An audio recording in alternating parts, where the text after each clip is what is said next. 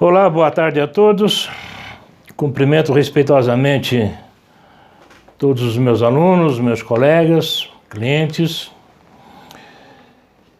Senhores, o que me traz hoje, uma vez mais, é fazer algumas considerações sobre a resolução do Conselho Federal de Medicina, a resolução CFM 2336 de 2023.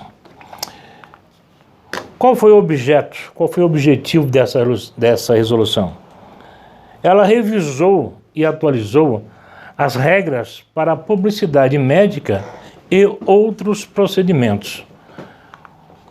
A nova resolução, ela autoriza a divulgação de valores de consultas médicas, dos valores de procedimentos, autoriza as campanhas publicitárias promocionais, divulgação das estruturas arquitetônicas da clínica, do consultório ou até mesmo do hospital, divulgação das suas tecnologias, preços, formatos de pagamento e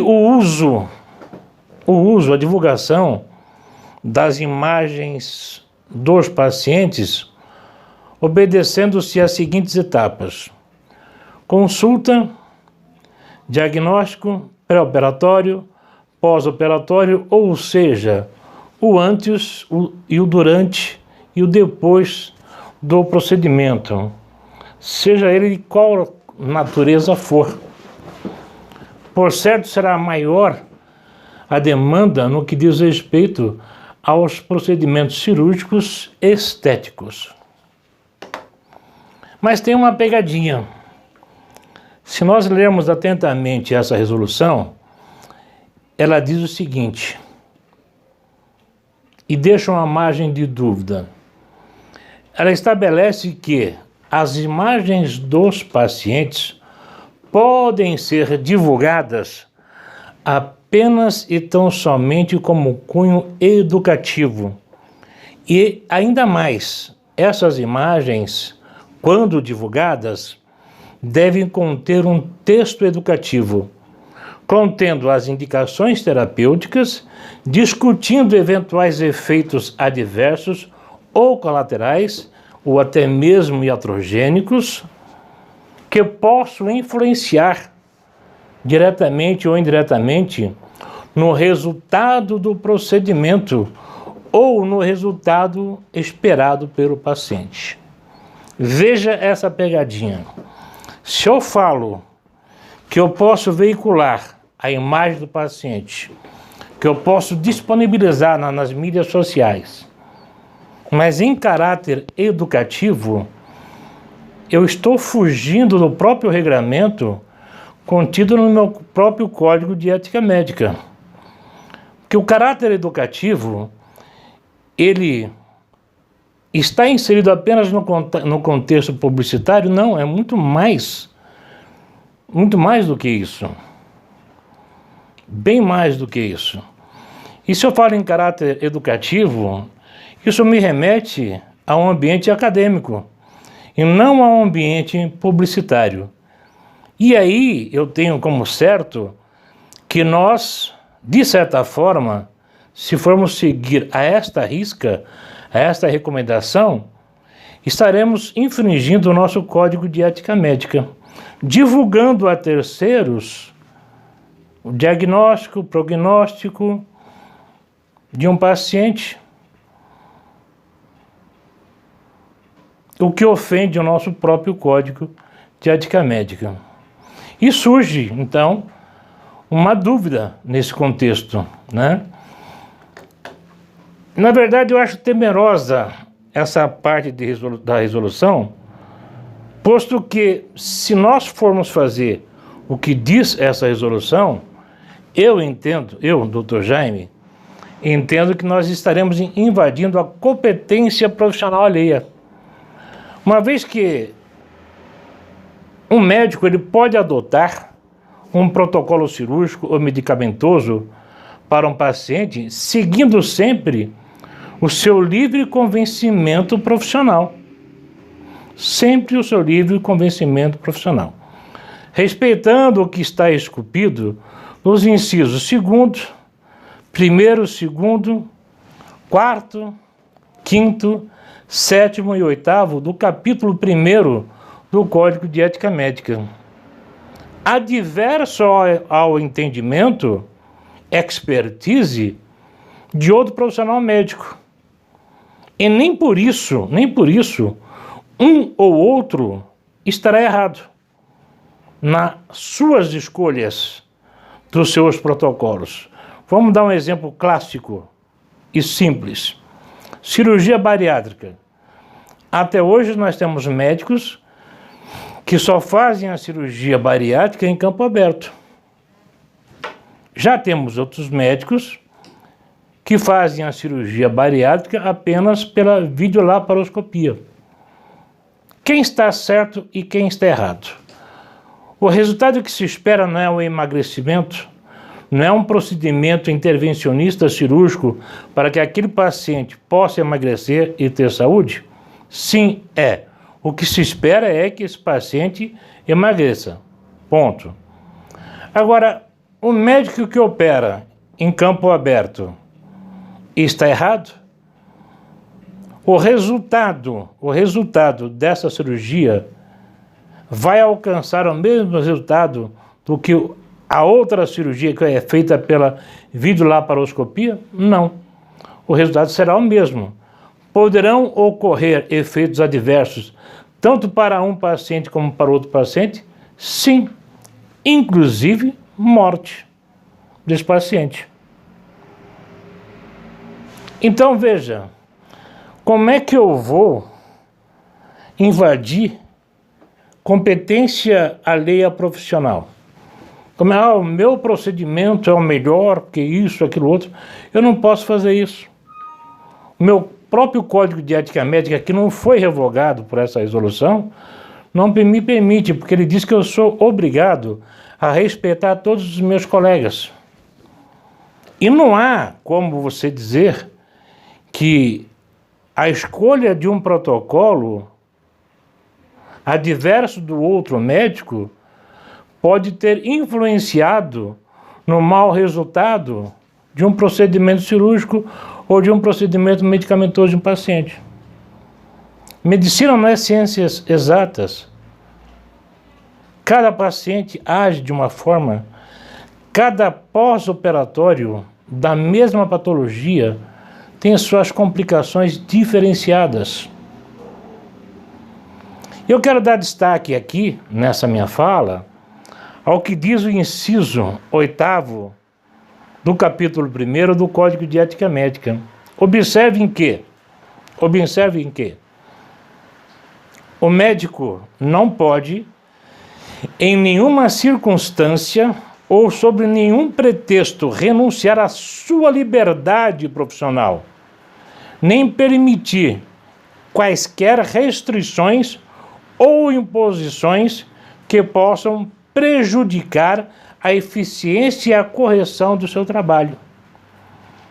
Então, como eu, médico, se fosse médico, eu não sou, sou especialista em direito médico, deixar bem claro, como eu, se fosse médico, poderia divulgar uma publicidade dizendo que o meu protocolo é melhor do que o protocolo de outros médicos. Para mim, pode ser o melhor. Para o outro médico, pode não ser o melhor. Qual seria qual é o termo que eu posso usar? A diferenciação entre, no caso da cirurgia bariátrica, de um médico que eu só faço a cirurgia em campo aberto, para o médico que só faz por videolaparoscopia. É simples, é que esses médicos são os famosos médicos, professores, cabecinha branca, que muito nos ensinam dia a dia, e ele entende que se ele fizer a cirurgia em campo aberto, de repente, ao abrir o paciente, ele pode detectar uma patologia que estava ali escondidinha. Um problema sério na vesícula, no pâncreas, no baço, no rim, no fígado. De repente, um câncer que está lá escondidinho, assintomático, e na hora que ele abre o paciente, ele vê aquilo. E aí, o que ele vai fazer? Ele vai continuar no procedimento cirúrgico da bariátrica? Eu quero crer que não. Eu quero crer que ele vai fechar o paciente, isso é uma resolução dele, né? Mas é o que a prática nos mostra.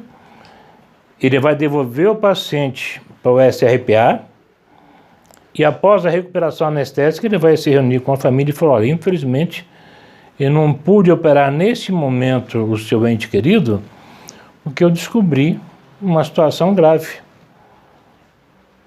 Será que o médico que opera pela videolaparoscopia ele consegue ter essa mesma visualização? Os médicos antigos, os médicos que gostam de trabalhar com a preservação de protocolo de segurança, entendem que o campo aberto, embora tenha maior risco de infecções e outras injúrias para o paciente, eles entendem que esse método é o melhor porque ele pode trabalhar com mais segurança, porque ele vê o que está ali dentro do paciente. Ele está errado? Ele está certo? Ele está certo, é o protocolo dele. Qual é o objeto central? O que se busca nessa cirurgia? É fazer com que esse paciente emagreça e volte a ter saúde. E no outro protocolo, é a mesma coisa. Então, tanto um como o outro estão corretos. Efeitos adversos, efeitos colaterais, efeitos iatrogênicos podem ocorrer? Pode ocorrer até numa extração de dentes, inclusive o óbito de um paciente. Para isso, se faz necessário que o médico, de forma exaustiva, explique ao paciente tudo sobre o seu procedimento cirúrgico, o que se busca, qual é o resultado esperado não prometido, inclusive todos os riscos que esse paciente, por mais diligente que seja o médico cirurgião e a sua equipe, corre quando está numa mesa cirúrgica.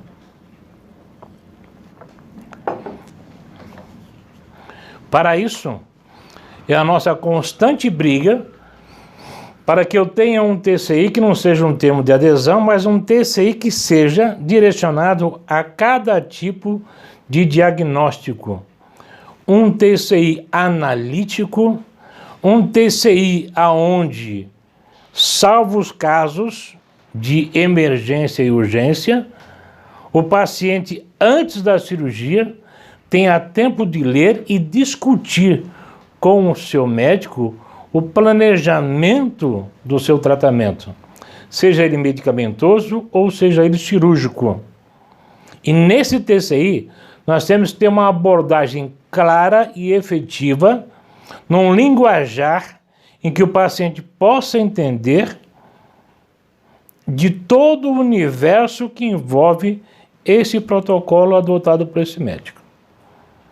Se o médico não for diligente nesse sentido, e se houver algum problema, certamente a defesa dele, se houver uma denúncia num CRM, ou um processo civil ou penal contra ele, de responsabilidade civil médica, ele fatalmente será condenado. E isso realmente é lastimável, porque muitas vezes nós pegamos prontuários médicos para defender os médicos, e a gente vê tanta fragilidade no prontuário que a gente fala: meu Deus, o que eu vou fazer aqui?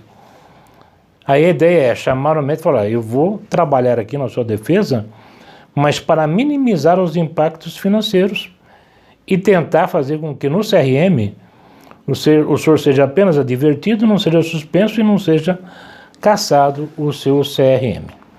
Mas bora lá. Essas questões técnicas de protocolo não devem diferenciar um médico do outro. É certo que alguns dos protocolos, a evolução do paciente é mais célere, você devolve mais rápido o paciente para o seu lar, para o aconchego da sua família.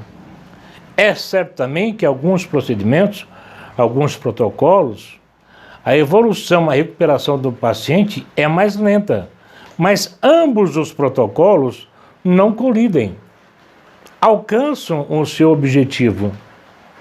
E aí vem a resolução e pede para que o meu médico coloque nessa publicidade, que deixou de ser uma publicidade, os eventuais malefícios e benefícios do procedimento adotado.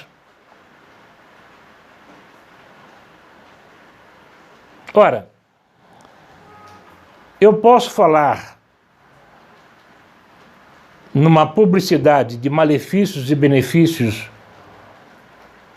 inerentes ao protocolo que eu adotei? Eu entendo que não. Por quê? Porque eu estou ofendendo a questão do sigilo médico, mesmo que eu tenha a autorização do meu paciente.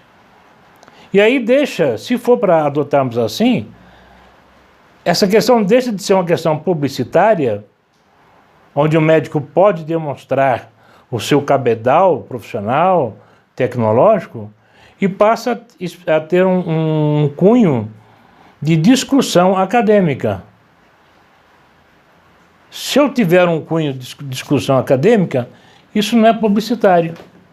É uma discussão acadêmica que eu devo levar para congressos, para discussões de juntas médicas, discutir casos nas faculdades de medicina, nos mestrados, nos doutorados, na residência médica.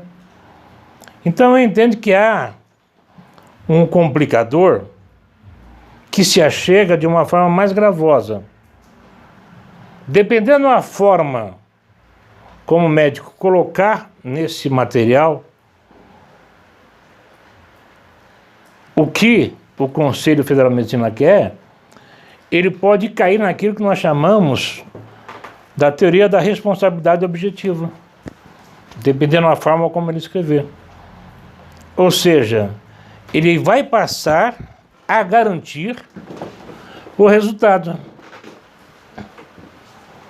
Se ele passa a garantir o resultado, e se o resultado não vem da forma como ele garantiu ao paciente, ele vai ser responsabilizado.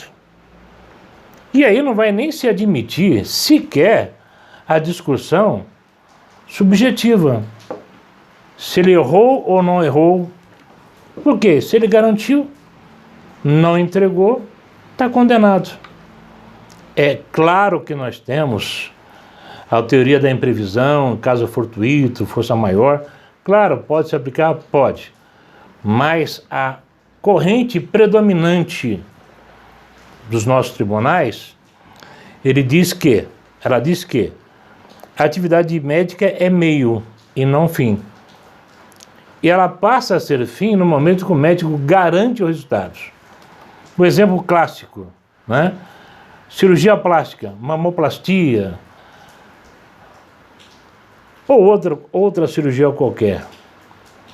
Se o médico garante para o paciente, olha, você vai ficar desta forma, você vai ficar lindo, vai ficar linda, maravilhosa, né? Aí ele pega aqueles book que ele tem, tá vendo essa paciente? Olha como é que ela ficou linda, você vai ficar igual a ela, tá vendo aqui o bad pitch, bad body, você vai ficar também lindo que nem ele. A partir do momento que esse médico faz isso, além dele ser um suicida, ele arrumou um problema muito sério para ele, seríssimo. E um problema que vai ter desdobro, inclusive, na sua cláusula contratual perante o seguro, no seu seguro de responsabilidade civil médica. Que se o seguro perceber que esse médico ele não é diligente, o seguro pode não renovar a sua apólice, e não vai renovar. Ele vai ser obrigado a manter a apólice até o final da vigência do contrato. Mas esse médico não renova mais, com toda certeza. Principalmente se houver algum sinistro e na contestação, na defesa que também o seguro deve fazer, for constatado essa conduta temerária desse médico. Se eu for discutir que o meu protocolo é melhor que o protocolo do médico vizinho, isso vai me trazer consequências jurídicas severas. Por quê? Porque se aquele médico ou se aquela classe médica pega uma publicidade como essa, né, educativa, vamos dizer assim, e observa que esse médico está afirmando que o protocolo dele é mais seguro, que é o melhor, ele está ofendendo os demais médicos. Isso vai gerar uma denúncia num CRM local, que vai ser obrigado a instaurar uma sindicância, assim como vai gerar também uma interpelação judicial a esse médico. Opa, pera um pouquinho, doutor. O senhor está dizendo então que o seu procedimento é o melhor que tem. É o mais assertivo, é o mais evolutivo. Pô, legal, parabéns. E esse protocolo, na sua opinião, que eu faço assim e tenho bons resultados. O senhor está dizendo para a sociedade, para os futuros pacientes, que eu não sou médico diligente. E se o senhor está dizendo isso no seu material publicitário educativo, é certo que o senhor está menosprezando a minha capacidade profissional. E aí o senhor está invadindo a minha seara profissional. Aí eu sou obrigado não só a notificá-lo, como a promover, a manejar a competente ação civil ou administrativa para coibir o senhor de assim fazer. Por quê? O senhor está desrespeitando a ética profissional. E aí vem lá aquela capitulação que tem lá no artigo 186, 187 do Código Civil, lá no Código de Defesa do Consumidor também, no próprio Código de Ética Médica. E aí esse médico vai ter um problema muito sério. Portanto, antes de veicular o seu material publicitário, coloca na sua cabecinha que esta resolução, ela está dizendo que aqui eu tenho um cunho educativo. As publicidades, em geral, têm um cunho educativo? Muitas têm, né? Não fume, fumar dá câncer de garganta, bebê, não beba, se dirigir, não beba, se for dirigir, não beba, se beber, não dirigir, todas têm um cunho educativo. Mas na seara médica, como nós estamos discutindo um caso específico de um paciente que tem rosto, tem corpo, tem família, tem história, tem um diagnóstico, tem um prognóstico, tem um planejamento, nós temos que ter cuidado. E temos que saber escrever muito bem essa publicidade para que se denote que tem sim um cunho educativo para a sociedade em geral, mas sem invadirmos a competência alheia. Portanto, nós temos que ser comedidos. Que se nós não formos comedidos, nós vamos experimentar o pior dos mundos, que é um processo administrativo ou um processo judicial. Essa mesma resolução também, ela traz que as fotos da demonstração do antes ou do depois, elas não podem ser manipuladas. Ou seja, o médico não pode manipular estas fotos através do Photoshop ou de outra ferramenta qualquer para embelezar mais o seu paciente do que aquilo que ele ficou. E também para não deixar ele mais feio de quando ele entrou na sua clínica. E é engraçado que nesse contexto também, do antes ou depois, essa resolução diz que o médico tem que fazer um texto indicando a evolução satisfatória ou insatisfatória do paciente ou insatisfatória do próprio procedimento cirúrgico. Olha, gente, Se o médico, na sua atividade profissional, fizer uma publicidade desta e veicular, você tem que interditar esse médico. Ele deve ter ficado chateado que o Corinthians perdeu, o Palmeiras não tem título mundial, e aí tem aquela angústia no peito, ser ou não ser essa questão. Ou como dizia Tim Maia, tudo é tudo e nada é nada. Como é que o médico pode, em sã consciência, veicular uma publicidade e abrir um leque de discussão mostrando a evolução satisfatória ou a evolução insatisfatória? Se ele veicular isso, o paciente pega isso, entrega para um advogado e fala, olha, ele me garantiu que eu ia ficar bem, e ele mesmo está reconhecendo que não atingiu o meu objetivo, não atingiu os meus anseios, porque ele mesmo fala que a evolução foi insatisfatória. Dentro desse contexto de evolução insatisfatória, é claro que o médico não pode fugir à sua responsabilidade profissional. Quando eu digo médico, é o médico, é o hospital, os paramédicos, todo mundo. E aí existe aquela questão do acolhimento.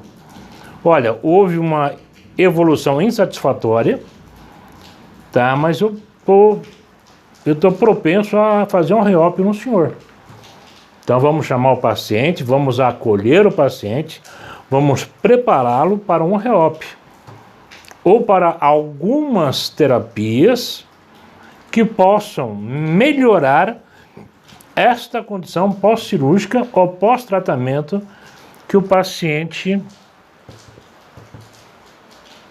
experimentou. E aqui eu volto à questão de que, se é para manter esse tipo de publicidade, esse tipo de texto dentro dessa publicidade, então eu tenho que fazer isso em ambiente acadêmico, não em ambiente publicitário comercial.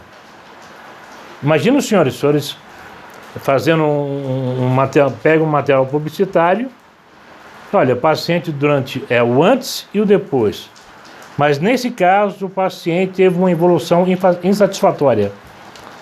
Se os senhores atendiam uma média de 50 ligações por dia no seu celular ou na sua clínica, pode ter certeza que no dia seguinte esse número vai reduzir consideravelmente. Consideravelmente. Portanto, eu acho que é mais uma pegadinha e que nós devemos rever isso aí. Se não rever, através da justiça comum, uma interpelação nesse sentido, pelo menos, antes de veicularmos a publicidade, fazer um texto de sorte que não exponha ao médico, principalmente nessa questão da evolução insatisfatória. Porque pode dar uma conotação de que o médico errou. E aí é complicado. Muito complicado. Essa resolução também diz, mas aqui é facultativo, é uma exigência facultativa. Faz se quiser, né? Que esse médico deve, na sua publicidade, demonstrar a perspectiva do tratamento para diferentes biotipos e faixa etárias, abordando também a evolução imediata, mediata e tardia. Gente, aqui mais uma vez a gente fica atordoado com isso. Porque não é cabível essa resenha em material publicitário, comercial. Isso é cabível no mundo acadêmico. Ainda mais hoje, que qualquer coisa as pessoas estão explodindo. Imagina você, o médico, falou, olha, esse mesmo procedimento que eu fiz nessa senhora, é uma senhora oriental, essa é uma senhora loira, eu não consigo fazer numa mulher negra. Acabou. Acabou. Os maus intencionados, por que não consegue na mulher negra? A mulher negra é inferior? Por que não consegue no homem negro? O homem negro é inferior? Eu entendo que essas questões não entram no cenário da publicidade comercial e empresarial. E sim nas questões acadêmicas, em congressos, palestras, aulas magnas, nas pós-graduações, no MBA, na residência, no mestrado, no doutorado, aí sim. Entendo também, e aqui há uma ressalva, pode ser até o pulo do gato, que o médico, a clínica,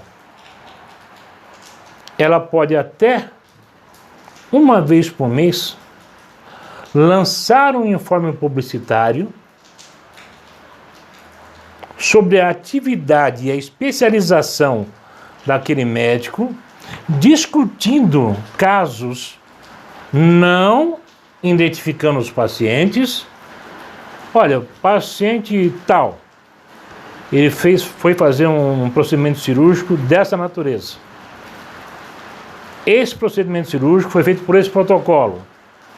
Não houve uma evolução satisfatória.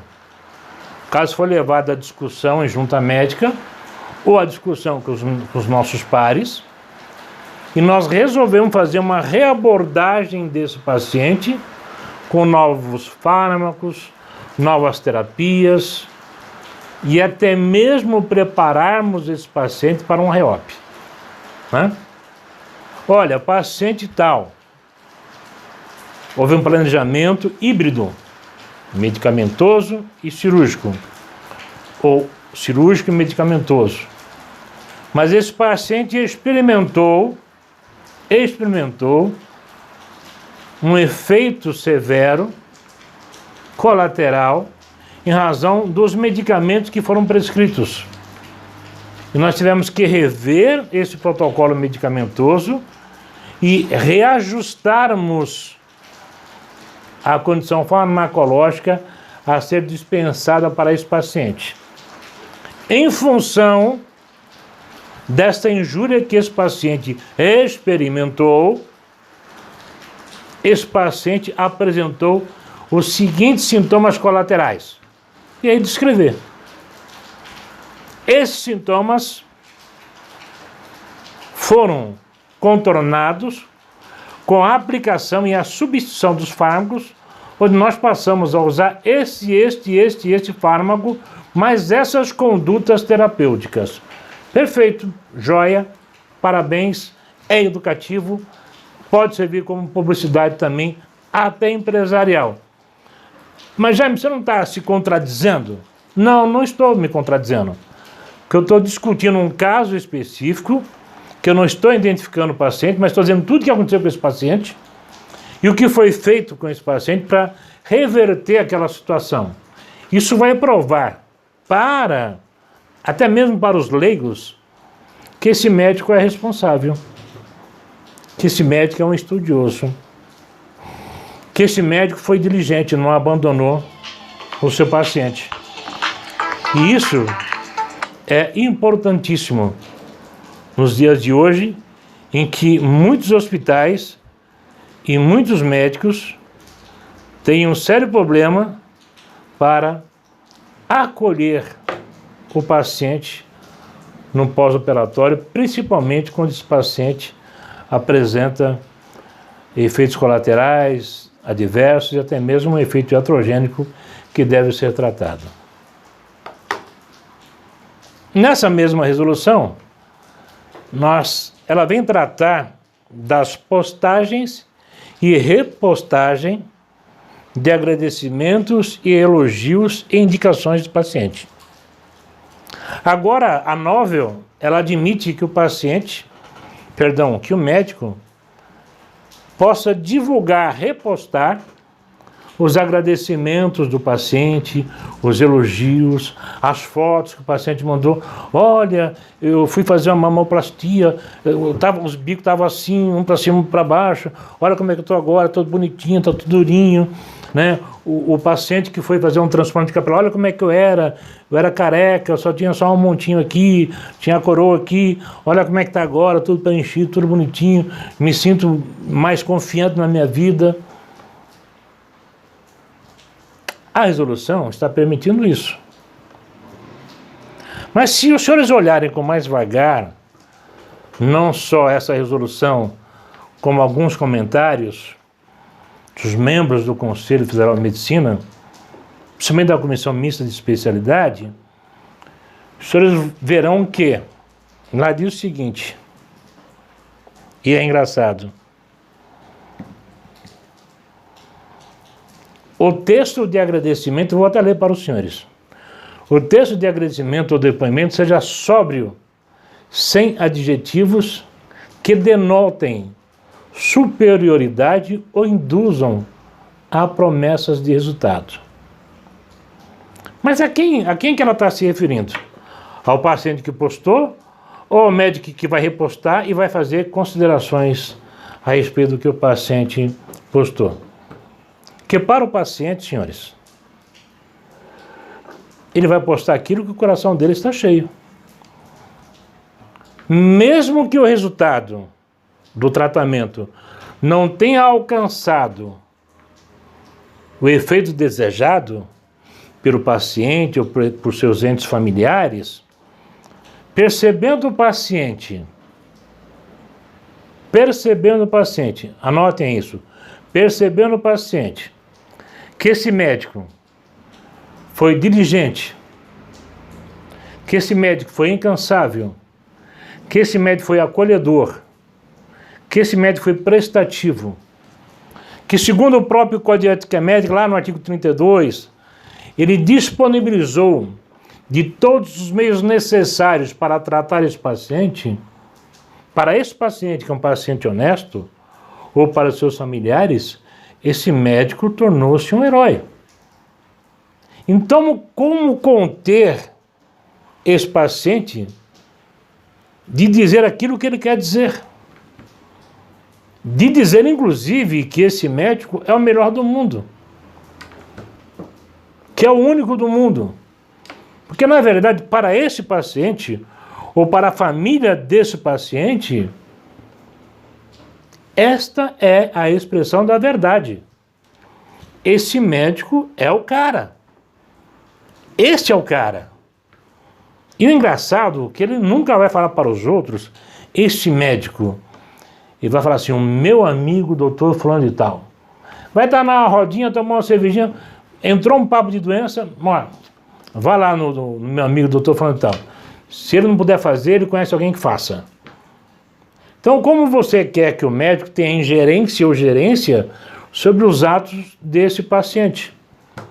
Então, aqui eu entendo que a pegadinha aqui é que o médico pode repostar, pode responder agradecendo, mas não pode colocar mais pimenta no tempero. Ou seja, é isso aí, mano, eu sou cara, maluco. Não tem pra ninguém, não. Não vai poder fazer isso. Mas o que não se pode fazer é ter ingerência sobre aquilo que o paciente quer escrever. A vida dele. Mas, Jaime, não teria alguma forma... Não tem, sabe por quê? Se você dá uma olhadinha lá na Constituição, dá uma olhadinha na Constituição Federal, lá no inciso 4º da Constituição Federal. Lê lá, aí depois você me fala. É livre a expressão de vontade, vedado o anonimato. Então você não pode tentar fazer com que o paciente escreva aquilo que você quer que ele escreva. Da mesma forma que você tem um reclame aqui. Às vezes o médico nem errou, e ninguém vai lá e senta o cacete no médico, senta o cacete no hospital. Bem, então você pode ferrar o cara no reclame aqui, mas você não pode receber um elogio que vai te enaltecer. Não, o que você não pode fazer é que, na repostagem, se você escrever alguma coisa, faça apenas um agradecimento singelo ao paciente. Agradeço imensamente de coração o seu reconhecimento. E ponto final. Porque se você for fazer ao contrário, você terá problemas na Comissão de Ética e Disciplina do Conselho Regional de Medicina da sua jurisdição. A mesma novel, ela trata do banco de imagens, ela trata indiretamente da LGPD e dos direitos autorais, né? Ela autoriza a colheita, o traslado de imagem de bancos de dados próprios ou alheios. Banco de dados alheios são aqueles bancos de dados e fotos que estão disponíveis nas mídias sociais, em artigos científicos, no Dr. Google da vida, né? E quando se tratar de fotos de pacientes do médico, também tem que ter um tratamento diferenciado. Nas imagens públicas, em que a imagem é de domínio público, ele pode utilizar até para fazer uma publicidade da sua clínica, ou a publicidade da sua capacidade profissional, esse médico tem a obrigação de citar de onde ele tirou aquela imagem. Qual foi o sítio de extração desta imagem. Então ele vai colocar, olha, a imagem tal foi extraída do sítio www, e coloca. Se for imagem de paciente, ele tem que requerer que o paciente assine um termo de consentimento de uso de imagem, que é diferente daquele termo de consentimento para cirurgia, para consultas, para terapias, para drogas medicamentosas. Não, esse é um termo de consentimento de uso de imagem. Vou falar de novo. Termo de consentimento de uso de imagem. Por quê? Porque existe uma previsão legal na Lei Geral de Proteção de Dados. Porque se você está disponibilizando este material, esse acervo fotográfico, foi porque o paciente depositou esse material aos seus cuidados e aos seus controles, tá certo? E você não pode agir contrário a ele, sob pena de você responder de acordo com a LGPD e também responder por danos morais por uso indevido da imagem, né? E o médico deve agir assim, não só em respeito à LGPD, como também deve agir assim em respeito, em obediência ao artigo 73 e 75 do Código de Ética Médica, que não foi revogado pela nova resolução.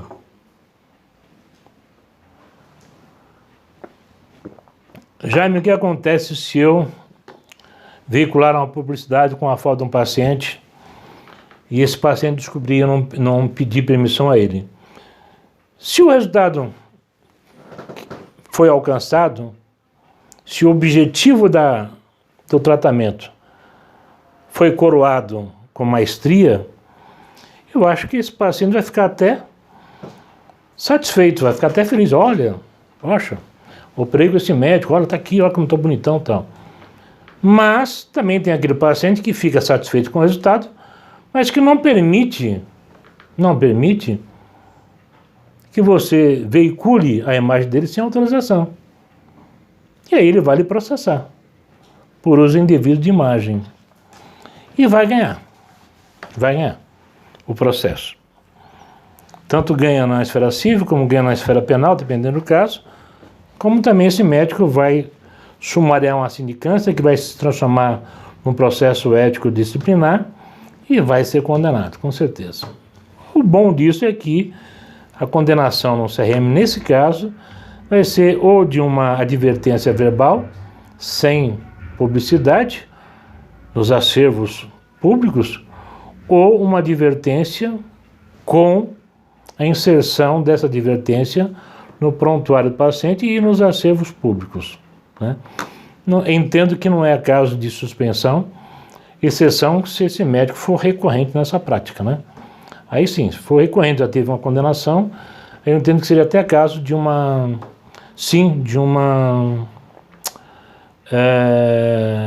suspensão. Eu tenho uma questão de ordem que eu trago aos senhores. A resolução revogou os artigos 111, 112 e 113 do capítulo 13º do Código de Ética Médica? Essa pergunta tem pertinência, pois a novel, essa resolução, admite a publicidade dos atos médicos, mostrando inclusive as fotos dos seus pacientes, do antes e do depois, exigindo um texto aclaratório sobre o diagnóstico, prognóstico, evolução satisfativa ou não. E pior ainda, ela coloca em dúvida o atuar de outro profissional que tenha utilizado outros protocolos para o mesmo fins terapêutico ou para fim terapêutico. Se essa resolução não alterou esses artigos, eu entendo que o médico tem que tomar muito cuidado quando for fazer essa publicidade, porque, dependendo da forma como ele escrever, ele vai incorrer nesses artigos 111, 112 e 113 do capítulo 13º do Código de Ética Médica. Depois pega o Código de Ética Médica e dá uma lidinha para você entender. Eu poderia ler para os senhores, mas eu prefiro que os senhores busquem, pesquisem esses artigos e façam uma analogia do que eu estou falando para os senhores. Essa mesma resolução também continua admitindo a captação de imagem por terceiros, mas como nas antigas, só autoriza essa captação por terceiros no caso de partos. Mesmo assim, aquele que estiver fotografando, que geralmente é o pai, em campo cirúrgico, dificilmente se o médico vai permitir que entre o pai e mais um fotógrafo. Isso é quase que inadmissível, né? Até uma questão de segurança do paciente, segurança dos médicos, e também uma questão de preservação da identidade dos profissionais que estão ali trabalhando, que não tem obrigação nenhuma de mostrar os seus rostos durante um procedimento cirúrgico ou um procedimento qualquer que não seja cirúrgico. Portanto, essa resolução mantém incólume o entendimento contrário nesse sentido. E essa resolução também traz lá no capítulo dizendo o seguinte: técnicas médicas para não médicos. Ou seja, continua proibido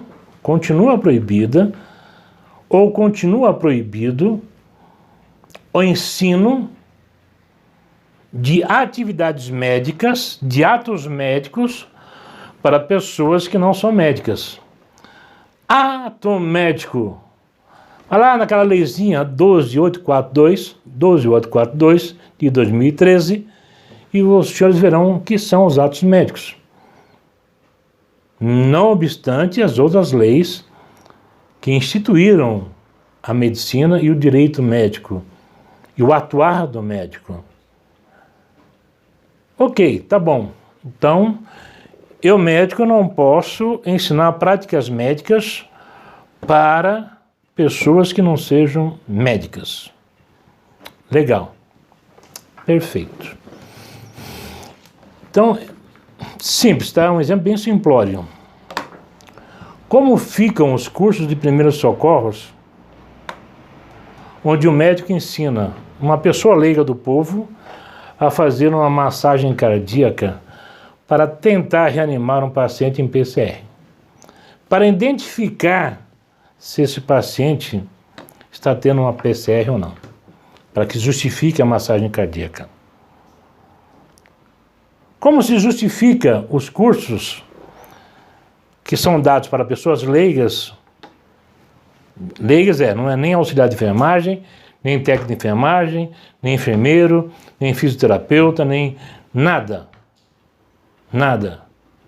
A pessoa leiga é um pedreiro, um advogado, um empresário, um dono de um bar, de um restaurante, um garçom, nada. Quando um paciente que sofre um acidente está politraumatizado e a pessoa está ali olhando para o paciente e vê que ele está sufocando, aquele golfo de sangue saindo, e aí o médico diz, olha, se vê que ele está sufocando, está broncoaspirando, tenta colocar ele lateral, em decúbito lateral, para liberar as vias aéreas, para que ele não venha morrer sufocado, para que ele não venha broncoaspirar. Como é que fica isso? Agora, no que diz respeito aos enfermeiros, quantas vezes um enfermeiro salva um paciente no seu plantão porque o médico que era responsável pelaquela área ou está no repouso, ou houve uma superlotação no hospital, ele acabou tendo que descer para atender na emergência, na urgência, o que não pode, por lei não pode, tá certo? Ou porque o médico está atendendo um outro paciente que teve uma intercorrência num outro quarto. E o enfermeiro é obrigado a fazer toda a intervenção médica, não sendo ele médico, para poder estabilizar ou conter, auxiliar esse paciente até que o médico chegue para dar continuidade, né? Práticas de ressuscitação. Usar o desfibrilizador.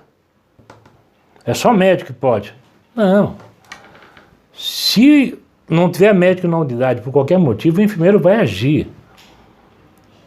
E vou dizer para os senhores, sem medo de errar, muitas vezes são os enfermeiros e as enfermeiras que salvam o paciente em leito hospitalar. O paciente entrou em hotelaria hospitalar, seja ela enfermaria, quarto particular, apartamento, suíte presidencial, o médico faz a prescrição, passa a visita e vai embora. Muitas vezes o médico nem é o médico que passa a visita, é o seu assistente. Não tem nada de errado nisso, não. Não tem nada de errado nisso, não. Mas o resto do tempo, o paciente fica aos cuidados da enfermeira e do enfermeiro. E qualquer intercorrência, quer dizer que o paciente está tendo uma intercorrência. Aí o enfermeiro vai lá ver e sai gritando, socorro, socorro, socorro. Para, não é? Não, o enfermeiro vai subir em cima do paciente, vai fazer o que tem que ser feito e muitas vezes salva o paciente. E nesse contexto, o Conselho Regional de Enfermagem e o Conselho Federal de Enfermagem já entendeu até que no caso de intubação endotraqueal, o enfermeiro, em caso de emergência, ante o risco iminente de morte, o enfermeiro pode praticar a intubação. Está lá no artigo 33 do Código de Ética dos Enfermeiros. E tem vários julgados, inclusive, tanto no Conselho Federal de Medicina, como no Conselho Federal de Enfermagem, como julgados judiciais, entendimento da Suprema Corte, entendimento dos tribunais, juízes monocráticos, nesse sentido. E há um entendimento que, inclusive, tal prática não viola a lei do ato médico, que é aquela leizinha que eu falei para os senhores, que é a 12842 de 2013, que é a lei do ato médico. A 3.268/57 e tantas outras, e outras resoluções também. E aí você vê que você tem mais uma pegadinha dessa resolução. São situações que são insustentáveis, que na prática do dia a dia não funcionam. Não funcionam. Você quer salvar um paciente de qualquer tipo de patologia ou acidente, busca os hospitais de periferia, pronto-socorro de periferia. Porque ali tanto o médico como o enfermeiro, eles fazem verdadeiros milagres, é campo de guerra. É campo de guerra. Pegam um paciente com ferido por instrumento pérfuro contundente, dispara de arma de fogo, facada, leva para um hospital 5 estrelas. Sabe o que vai acontecer? Esse cara vai morrer.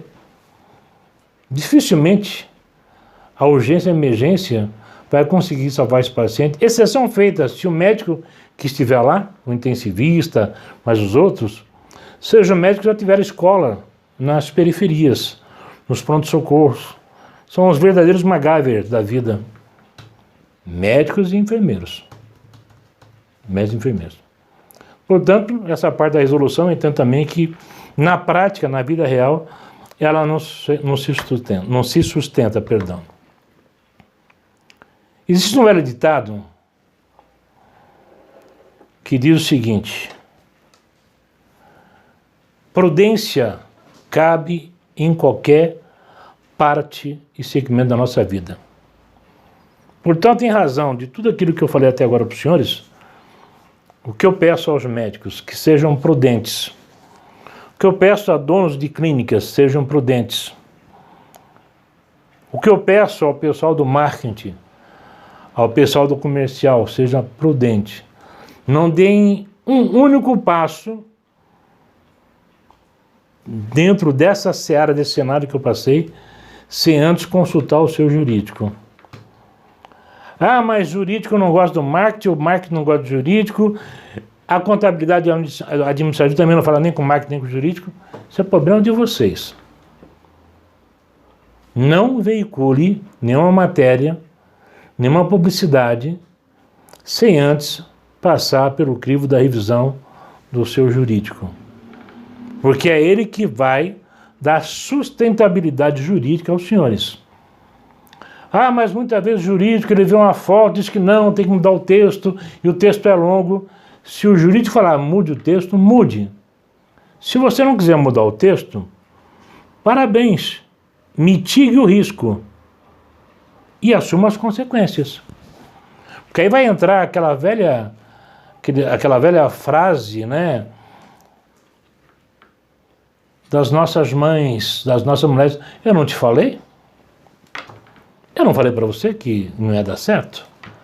E não tem coisa pior do que isso, né?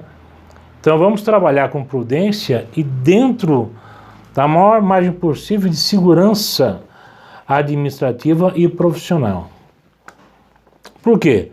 Porque uma hora dessa nós podemos ter problemas sérios, ainda mais com essas pegadinhas. Quando ela fala, ok, pode fazer a publicidade desde que ela tenha uma conotação educativa.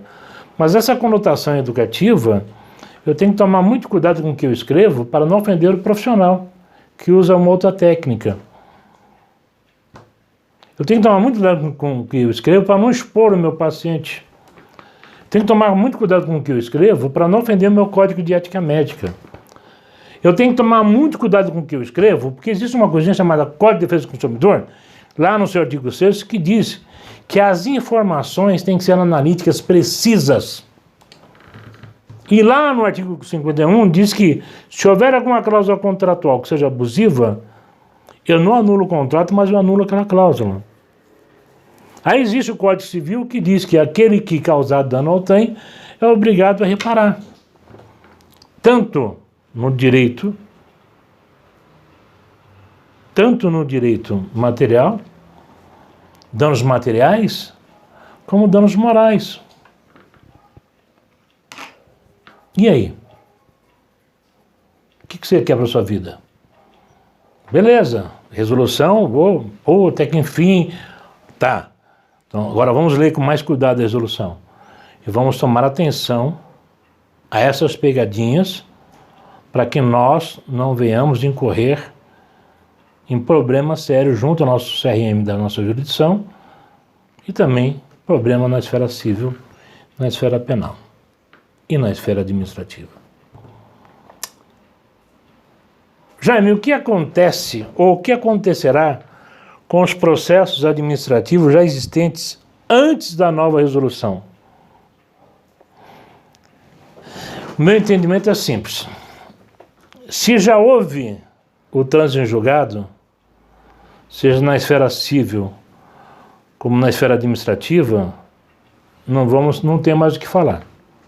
Trânsito em julgado, tchau.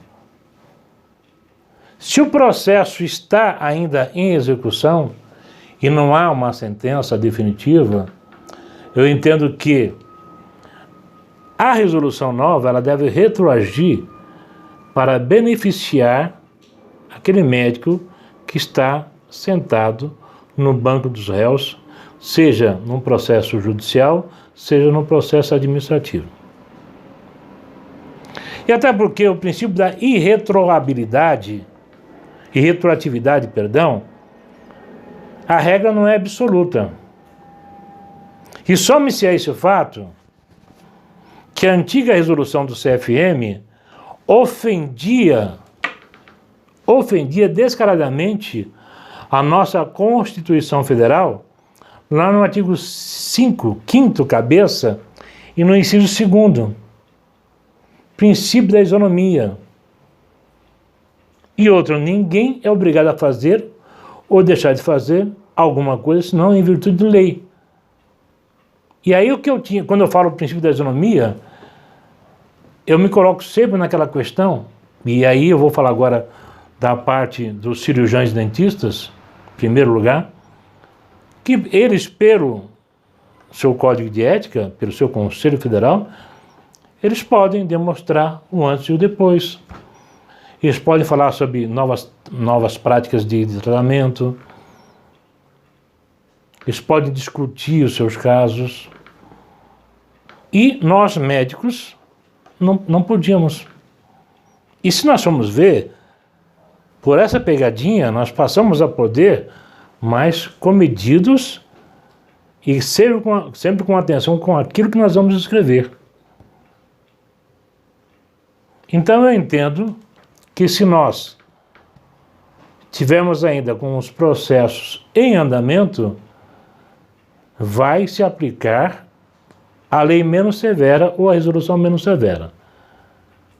Eu entendo que no caso de processos que já tenham transitado em julgado, eu entendo que não dá para fazer mais nada. Mas, professor, e os casos transitados em julgados? Não caberia abrir uma nova discussão em razão de fato novo? Não. Eu não desprezo que lei nova, súmula vinculante, recurso repetitivo, posteriores à demanda, devem ser considerados fatos novos, desde que não tenha ocorrido a sentença de primeiro grau ou trânsito de julgados. Nesse caso, vai retroagir, foi o que eu falei agora há pouco. Se o juiz de primeira instância, na esfera judicial, condenar um médico sem observar que a demanda que foi posta ao crivo do juiz é uma demanda que estava na resolução antiga, mas que a resolução nova já permite, portanto ela tem que retroagir para beneficiar o acusado, o réu ou o requerido. Eu entendo que em grau de recurso, tanto ao TJ como ao STJ ou STF, o advogado consegue reverter essa situação.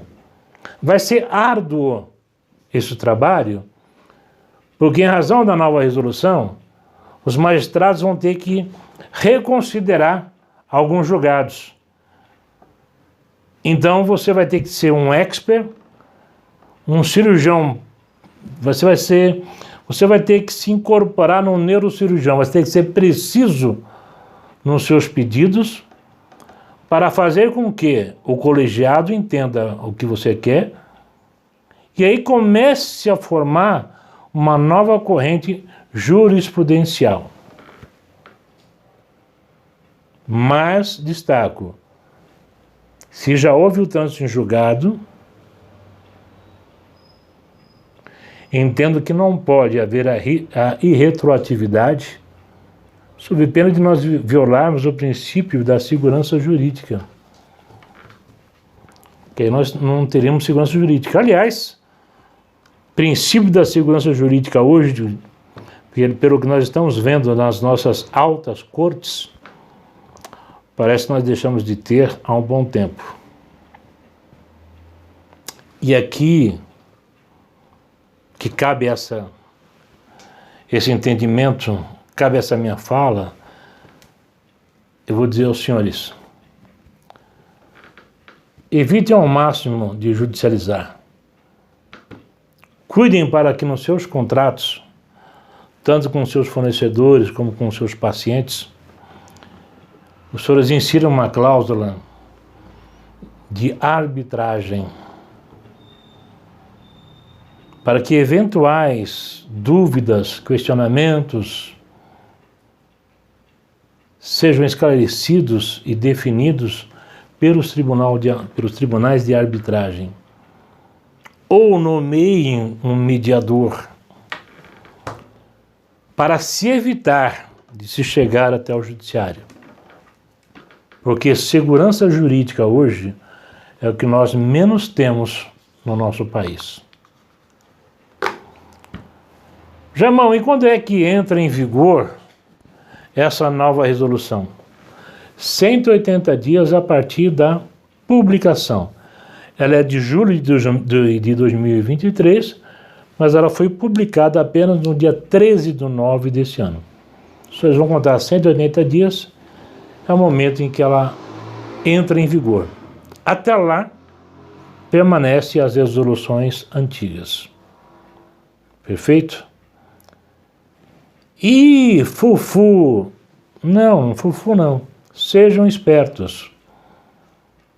Se vocês virem, que o processo administrativo, que o processo judicial está já em vias de ser julgado, tente de alguma forma criar situações para postergar esses julgamentos até a entrada em vigor dessa resolução, para que vocês possam rediscutir o caso. Ou até mesmo, que eu acho quase impossível, mas o advogado ele foi feito para pedir, e o juiz muitas vezes para negar. Pedir a suspensão do processo por algum motivo. Pode justificar, olha, entrou uma nova resolução que está em vigor tal dia, tal hora, eu quero aguardar o vigor dessa nova resolução, ou uma outra situação qualquer, para que os senhores possam fazer valer, dessa nova resolução. Mas já você acabou de falar que se houver uma sentença e se o juiz não obedecer à nova resolução, eu posso reformar. Você disse muito bem. Se houver uma sentença que foi promulgada na vigência da nova resolução. Se ela foi promulgada antes da nova resolução, você pode até questionar isso no seu recurso, mas fatalmente nenhum juiz vai acatar o seu pedido. Gente, um forte abraço. Deus abençoe poderosamente a todos. Qualquer dúvida, estou à disposição dos senhores.